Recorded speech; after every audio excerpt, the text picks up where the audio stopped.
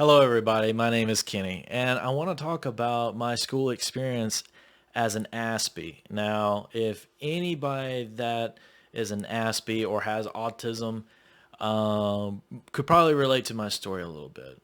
To put everything into context a little bit and everything, I went through special ed classes from first grade all the way to 12th grade graduation. Okay, so I want to talk about the levels of how kids are treated differently from elementary school, middle school, and high school. That's what I want to talk about. So to get right to it, we're going to go right in an elementary school, okay? Now, I was born in 87, so I grew up in the 90s and early 2000s in school. So the environment and school experiences are probably going to vary differently to people that are maybe younger than I am or possibly even older than I am. Being 36 years old, been on this earth a little while and everything. Not long, but a little bit. So let's put this in the So let's talk about this. So starting in a elementary school, during my time, I live in a county, a big county that has different cities. Well, depending on which city you lived in, is normally depends on what school you went to. Well, the city that I lived in only had elementary school. That's all they had. They didn't have a middle school and high school. All these cities in this county were basically small, and there were very few different middle schools and high schools. Okay, so in an elementary school that I went to in the town that I lived in at a time was from kindergarten all the way to fifth grade. So going through being in special ed classes, which normally sometimes were held during regular classes, and sometimes they were put into separate rooms. I think it really depended on the subject and everything. But most of the time, they were actually held in classes at the same time with the regular students. We just had teachers to help us understand, whether it was math, science, you name it. They were there to help. So during my time in elementary school, most of the time, at least when I went through, most of us were just kids. Only thing kids during that time, what we really cared about was going playing outside, play basketball, kickball, flag football, monkey bars, you name it. You were out there, you were a kid trying to get all this energy that you've been holding on to, sitting in class and doing homework and whatever, or classwork, and you want to go outside because during my time, that's all kids really wanted to do was go outside and play. It didn't matter where it was. Just go outside and play, you know, because that's what kids were interested in. That's what I was interested in. So me being in elementary school, being in special ed classes at that time, most kids didn't really care. The only thing we cared about is, hey, do you play flag football? Do you play basketball? Do you play baseball? Kickball, whatever it was. Do you play any of these things? All right, you can play with us, or come play with us. That's all we cared about. Do you like doing this stuff? All right, you can play with us. Cool. Even if you might suck, you still can play with us. You're kids. Not most kids are going to be good at most anything. So the suckiness level was very, very acceptable in elementary school. So anyway, I didn't really experience any isolation during that time in elementary school. It seemed like I was pretty well accepted as a kid from first grade all the way to fifth grade. So at that time, it was not really a big deal. It was just fine. Now, when you go to elementary school to middle school, that's a little different. And in middle school, for me, from my experience, like I said earlier in the video, middle schools were not in every city in the county. So there'll be one middle school that we were designated to go to, and then you had a bunch of other kids that went to different elementary schools in different cities to go to that same middle school. So not only that you went to middle school with the same kids you did in elementary school, there were other kids coming from different elementaries from different cities coming to the middle school. So not only the school gets bigger, you get different kids from different cities. You're meeting new people, which is fun. But the biggest difference as far as coming from a special ed student and diagnosed with Asperger's syndrome, the isolation experience started to happen. Because normally in a middle school, that's when cliques and groups start to form. And that's when, the same kids that you used to play with all the time in elementary school and talk to all the time, they're not really interacting with you, or they're sort of kind of like acknowledging you, but sort of kind of ignoring you at the same time. So that's kind of in middle school, isolation is more prominent. So as far as me getting picked on and made fun of and everything was here and there and everything. It was middle school for me, and from my experience, it wasn't that bad and everything. But you did experience a little bit of being picked on a little bit and made fun of.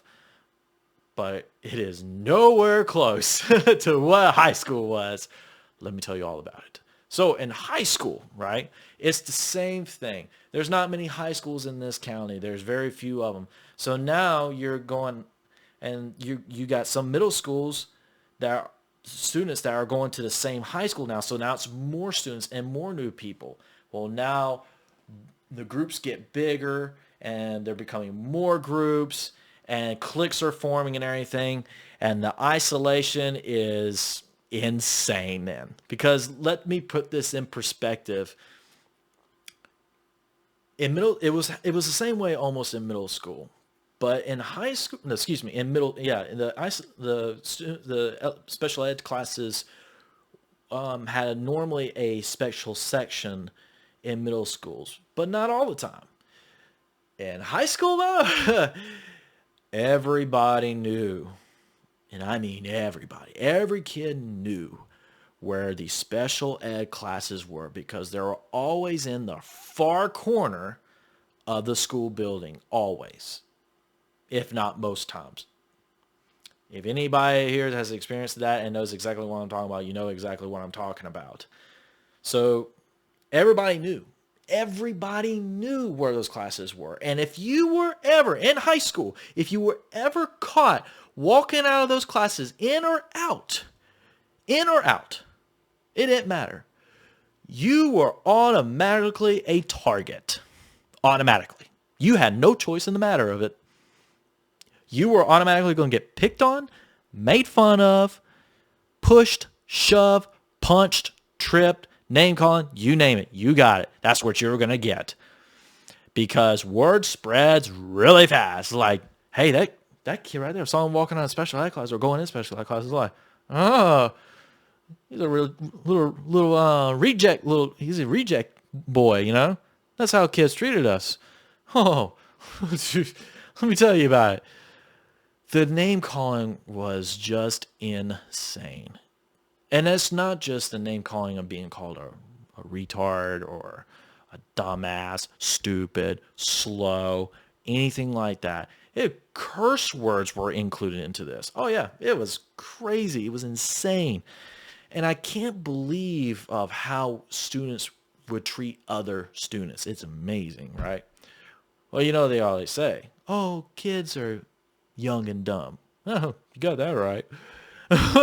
So my experience, you talk about the isolation going from 0 to 100. In middle school, I would say in elementary school, not much at all. If anything, was 0. Because like I said before, kids didn't care. Middle school, I would say about 20 out of 100. As far as 0 being nothing and 100 being like really bad, like super bad. Almost to like you want to kill yourself. High school, 100. Easily. No questions. It was 100. It was bad. From my experience, it was bad. And I'm talking every day. Every day being picked on, made fun of, name calling. I mean, there's been plenty of times to where it just seemed like when you go through something like that on a daily basis, we're not talking about just, 300 days a year for one time. We're talking about 4 freaking years of dealing with that almost every single day. You know how bad it gets as far as being picked on, made fun of regular students that treat you like you're stupid and everything and talk to you like you're stupid? It got so bad. Kids, the same kids that I was in the special ed classes with, would start making fun of each other. picking on each other, being bullies to other special ed students, which made no sense to me. None. Not at all. None. Like, you're calling me slow and you're in the same class as I am. Yeah, make it make sense, y'all. Come on. It made no sense, but I knew why they were doing that. Because they were trying to make themselves feel better because the regular students was making fun of them. And so they were basically taking it out on us because, well, we were kind of easy targets and they acted tough and would beat you up too. So yeah, it sucked. It really, really sucked. And honestly, any kid, whether you had Asperger's, however you pronounce it, autism of any kind, I don't wish that on anybody that goes through struggles like that because you know what? It freaking sucked. It really did. It demoralizes your way of wanting to learn. Now, some kids, it might be okay. That's what they can focus on and learn and do whatever. That's great. But unfortunately, like kids like I was, person that I was, and other kids I went to school with in the same classes as I did, they went through the same hardships as I did. And it sucks because, like I said, I absolutely hate anybody that has to go through that just because you were different. Just because you were different. You got treated badly because of it. Badly. It was terrible. And I don't wish that on any kid that went through like what I went through. I don't wish that on nobody. If I had any kind of advice, because I can tell you, my mother, God bless her, she was a superwoman. I couldn't have asked a better mother. And my parents divorced when I was 11. Yeah. So dad wasn't really around much. But my mother, God bless her, man, she just told me to basically what mothers do. Keep your head down, just focus on your schooling, and the faster you get out of there. Just focus, do what you need to do, and just stay low and mind your own business and do what you have to do in class and everything and pass and get out of there. Because if you fail, that means you have to stay in there longer. So that kind of motivated me to make sure I did what I needed to do in class and everything. But it still didn't have the fact that I was basically a slow learner because I had ADD. Now, keep in mind, though, I did not learn that I had Asperger's syndrome until almost 3 years ago. Yeah, my mother hid it from me. She never told me. I got diagnosed when I was 7. She never told me that's what I had. She hid it from me because she was trying to protect me. She didn't want me to feel different, which I understand why she did that. But at the same time, though, I kind of wish she would have told me. That way I could have better understood why I was the way I was. Because even though I was, I guess, slow learner, it still didn't explain. Because she said, oh, you just have ADD. Well, it didn't explain my personality and the way I was and how I interacted with people and how awkward I was because I am an awkward person. Yeah, go figure. It didn't explain it. And I never understood. I was like, I always thought, I was like, man, for years, many years, I was like, man, ADD just doesn't explain my personality. It doesn't explain it. And then me and my brother, he was in town visiting and everything. He was staying at my house. And me and him just kind of had a brotherly talk. And keep in mind, my brother is 15 years older than I am. But still, we had a brotherly talk. And I was explaining him the struggles because with like communicating with women or trying to figure out if they're flirting with me or anything like that. Couldn't pick up the signs to save my life. Could not read nonverbal social cues or anything like that. Cannot read it for the life of me. Cannot read nonverbal social cues, and cannot make small talk, and cannot jump into in the middle of a conversation and go with the flow of the conversation, and always have to make awkward entrances to a conversation. Ugh, it's awful. So I explained that to him, and he told me, he says, Kenny, you have what they call Asperger's syndrome. Now, at first, because I never heard of the term before, my first initial reaction to that was like, is that just a slang term of just basically calling me stupid? Because that's what I really thought it was. I thought it was just a slang term. And he's like, no, it's a real thing. You're a high functioning version of autism. And I was like, how do you spell that? So I'm looking it up while he's telling me about it. And when I read the symptoms, it explained everything. It's just like, it's like the blinds come off and it was like, okay, I know who I am now. And I know why I am the way I am now. Everything made sense after that. And I felt such a relief that I finally figured out why I was the way I was. It was such a relief. And about 2 weeks after I was told what I had, I called my mother. I just casually entered into the conversation. Just like, hey, how come you never told me about this, Mom? First, she denied it. God bless her. She denied it first. She goes, what are you talking about? I said, Mom, why didn't you tell me I have Asperger's syndrome? She goes, you don't have that. And I was like, Mom, Bubba told me. My brother, Bubba told me, my brother. I was like, Mom, he told me. He told me everything about it. I was like, Mom, I'm not mad. I was like, I kind of wish I would have known sooner than now and everything, but I'm glad that I know now than never. I was like, Mom, I'm not mad. I understand why you did it and everything, but I do wish you could have told me sooner. And she still kind of denied it. She didn't really like elaborate on it, and she changed the subject. I'm like, okay, whatever. And then about a week later, I was talking to her again, and she apologized, and she says, King, the doctors that diagnosed you told me that you were not going to be able to have a normal life. Basically, you were going to live basically with your parents for the rest of your life because you were not going to be able to support yourself. And that was just the way it was. And my mother was not going to accept it. She's like, no, I'm going to make sure my son has a normal life just like any other person around here. And my brother was with us, apparently. I didn't know this, but my brother was with us when I was diagnosed with Asperger's syndrome. And he told me, he's like, yeah, your mom would not accept what the doctor was telling her. She's like, no, I refuse that. Like, I'm not accepting that. I'm going to make sure he's going to have a normal life and be a normal kid just like everybody else. And she did everything that she could. She really did. God bless her, man. That my mother, I could not have asked for a better mother than her.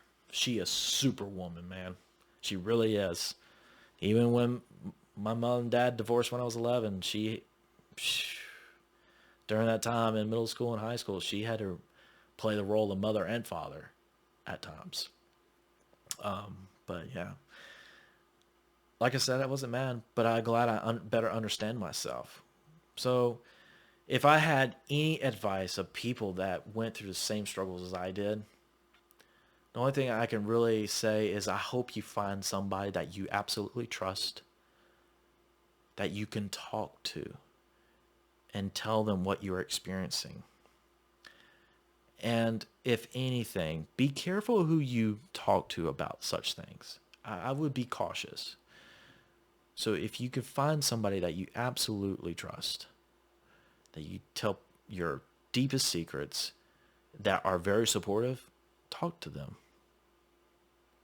Talk to them. Don't be afraid. Because unfortunately for me, I didn't have anybody to talk to what I was going through. Because I think a few months ago, I told my mother, I was like, Mom, all the stuff I went through in high school, getting beat up, pushed, shoved, name calling and everything. I told her all about it. And you know what my mother said, as a normal mother does? She says, Kenny, why didn't you tell me that this was happening? I went up to the school and complained about it. Mom, are you kidding? You know what would have happened if you did that? Me getting anybody up? Oh, it would have got out of hand. It would have gotten a whole lot worse. Mom, you doing that with good intentions, it would have made my life worse in school. Yep. It would have made it worse. I was like, no, you would have unintentionally made things worse for me. With good intentions, but unintentionally making it bad worse for me. So yeah, that would have freaking sucked. And I don't recommend that for anybody.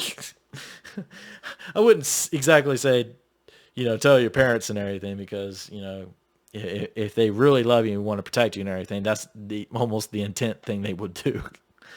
But if you do tell your parents, please tell them, like, if you tell the school or my teachers this and everything, things are going to get worse for me. So don't do that. I just need advice how to handle it. Don't try to solve it. You're going to make it worse. I could tell you one of the craziest experiences I had. It was bizarre too. very bizarre. Me and my classmate John, we were just walking through the hall and everything. We were leaving the cafeteria, and we're about halfway to the class that where we needed to go. And we were just talking, and we were just kind of laughing and everything. I can't remember what the conversation was. I just remember we were just talking and just laughing and everything. All of a sudden, this big old dude that's ripped and everything turns around and says, "Are you laughing at me?" Looking at me directly in my eyes. And he turns around and he says, "You laughing at me?" I'm like, "What?" I didn't know what he was talking about. He goes, "Are you making fun of me?" And I was like, "No, what are you talking about?" He pushed me into the wall and he says, "You ever fucking laugh at me again?" He goes, "I will kick your ass." And I'm sitting there. This is a big old dude. This dude is bigger than me, muscular and everything. I was scared to death of this dude. He was taller and everything. I was scared to death of him. Pushed me, shoved me into the wall, and he walks away. And John standing there witnessing what happened. He's like, "Man, are you okay?" And I was like, "Yeah, I'm okay." I was like, "I don't know what this dude's problem was. We weren't even talking about him. Like I said, I don't remember what the conversation was. I don't even remember what it was about. We were just laughing. But for some reason, that guy thought we were making fun of him, or I was making fun of him, which that would be stupid for me to do. That gets picked on all the time to go make fun of somebody else. That wouldn't be smart at all. But just the fact that he actually thought I was making fun of him and everything, like, bro, look, have you looked in the mirror lately? Why would I want to make fun of you of all people? It just didn't make sense, but it just distraughted me. I didn't understand why it happened. So went to school, shaken up and everything. Went to class, shaken up and everything. And God is my witness. Very next day, same ordeal. While leaving the cafeteria, going to class with John, me and him just talking. Because, when you get picked on and made fun of a lot and everything, when you walk through a classroom, when you're talking to somebody, you're normally talking, and then when you're walking, not talking to somebody, your head is down, you're looking at the floor, and you're just walking straight. Like, I know where this floor goes, and I know where the classroom is. I just got to keep looking down and not look up at anybody. That's just how it was for us. Well, me and him talking next day, same scenario. We're just walking down the hall, going from the cafeteria to the classroom. And I just happen to look up. Just happen to look up. And look who's walking in my direction. That big old dude. And John, I remember this. John, he said, "Oh my God, it's that dude again." He's coming right at us. I was like, "Oh crap." So I tried to ignore him. And so he found me and he stepped right in front of me. He said, "Hey man, no lie. God is my witness." He stopped me. He said, "Hey man, I am so sorry for what I did yesterday." And I'm like, "What?" I just couldn't believe it. I was like, "Oh, okay." He's like, "Man," he goes, "I thought you were making fun of me." And he's like, "That's not the case. I am so sorry that I pushed you like that and treated you so badly." He goes, "Will you please forgive me?" And I said, "Yeah, okay. Yeah, that's fine. We're good. We're okay." He says, "Oh man, thank you, man. I appreciate it." And he hugged me. He hugged me. He like gave me like like a hug, like a bear hug. He's like, "Oh man, thank you." And I'm like, "Okay, all right, it's okay." He goes, "No, it's not okay." He goes, "What I did was wrong." He goes, "Look, man, thank you for forgiving me." He goes, "I hope you have a good day, man." And he just walked off. Blew my mind. And I looked at John. I was like, "What just happened?" Didn't know what happened. It was just bizarre. But I appreciate, because honestly, he was actually the only single person in high school that actually apologized for picking on me or targeting me. You know, he was the only person. That's why I remember that so vividly, because he actually apologized, which, to much of my surprise, honestly meant a lot to me. Um, I wish more students would do that and realize, like, you know what? That could be your kid, if you think about it. That could be your kid being picked on. How would you feel? And if you have picked on other kids and now your kid's being picked on, do you think this is kind of karma a little bit for what you did? Maybe. I don't know. I always believed in what goes around comes around kind of thing. So, but if you went through what I went through, unfortunately, if you went through worse situations than I did, keep going. Don't give up. The worst thing you could do, because honestly, I'll tell you the truth, there's been plenty of times where I didn't want to go to school anymore. There were times that I felt like I kind of wanted to commit suicide. I just didn't know how to do it.